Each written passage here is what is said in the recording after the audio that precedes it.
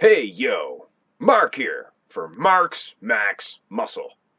And today we're going to be taking a look at a bodybuilder by the name of Bertil Fox. Fox is one of the first mass monsters to grace the bodybuilding stage. So, without further ado, let's take a look at Bertil Fox. Fox was born in 1951 in the Caribbean islands. But in 1952, he and his family had moved to England. He stood 5 feet 8 inches and weighed 245 pounds in his prime. One word comes to mind when I see Bertil's physique: massive. Just look and see how thick and full he is here. He definitely must have been off season in this picture. Of course, before a contest, boom, he would always come in shredded. Fox looks incredible here. Just look at those abs. For the 70s and early 80s, this physique was truly ahead of its time.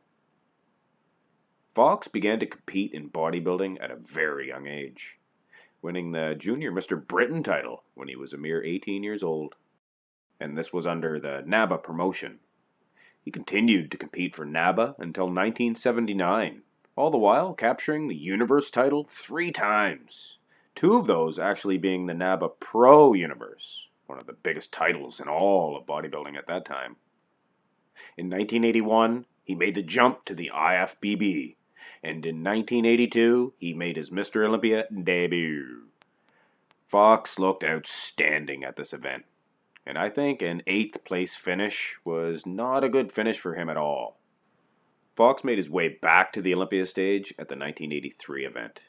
Now, still till this day, people think that Bertil Fox was the rightful winner that year.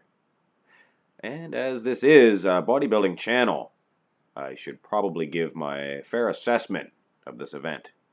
Now, first and foremost, I will say, in Fox's case, he did have the best body out there. Best conditioning? Probably not, but it wasn't bad. Lee Haney, in my opinion, also had a great physique that year. In their routines, it was clear to me just why Fox did not win the 1983 Mr. Olympia. But I think despite having just terrible posing skills, does that not ensure a top 3 spot for having the best body? I guess the judges just didn't see it that way, and Bertil placed 5th, as I would have probably placed him 2nd, or perhaps 3rd. I believe the 1983 Mr. Olympia was the beginning of the end for Bertil Fox. He didn't return to the Olympia stage until 1986. In my opinion, he still looked pretty good here. His proportions probably weren't quite as good as the 83 event. But one thing's for sure, his posing had not improved.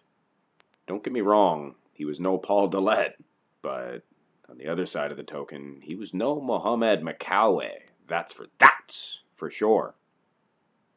He placed 7th that year. At the 1987 Mr. Olympia, Fox's legs were a wee bit down in size, in my opinion. But on the contrary, I believe his arms actually grew in size. His biceps were quite bulging. This took away from his proportions even more, and given that this was a weak point in Bertil's physique anyway, it knocked him down in placings even further. He placed 12th. Fox would make his last Mr. Olympia appearance at the 1989 event. He placed 11th. Fox competed for his last time at the 1994 Ironman Pro Invitational. He placed a disappointing 13th place.